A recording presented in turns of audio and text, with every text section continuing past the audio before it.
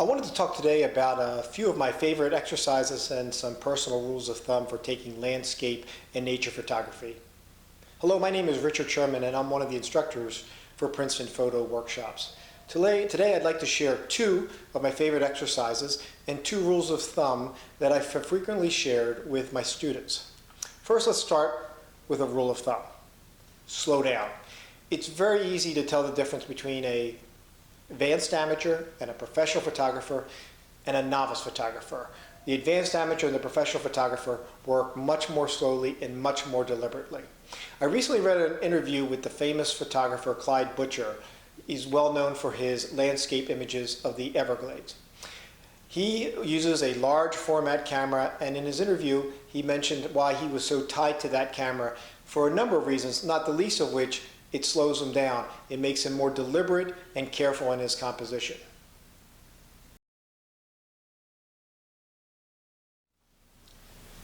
When you arrive at an exciting location, go ahead and grab that snapshot or two that you're really excited about taking, but then stop.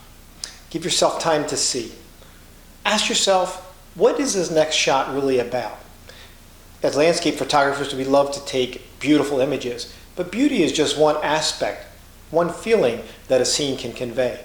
What is it that you're feeling about it? If you slow down and observe the scene, you may be able to evoke certain feelings and then use them in your composition.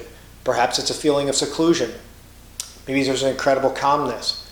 Maybe it's a scorching hot day. Using the language of photography, you can then convey how you're feeling through your images. So what I challenge you to do is say what it is you're feeling before you make your next composition. I feel isolation. Now go ahead and compose and take your shot. You'll find that with communicating your feeling, you end up making decisions about all those parameters and settings on your camera that are so important. Perhaps you want to choose a wider angle lens if it's a sense of isolation. Perhaps greater depth of field. Maybe even you change the white balance and add a little bit cooler color to your white balance. A lot of the complex things that we worry about in photography, we worry about first before figuring out what it is we're exactly trying to say. So beauty may be one of the things that we want to say, but what else? What else are we feeling? So that's rule number one. Get excited, go take your shots, stop, think about what you're trying to convey, actually verbalize what it is to yourself, and then go out and make your compositions, make your images.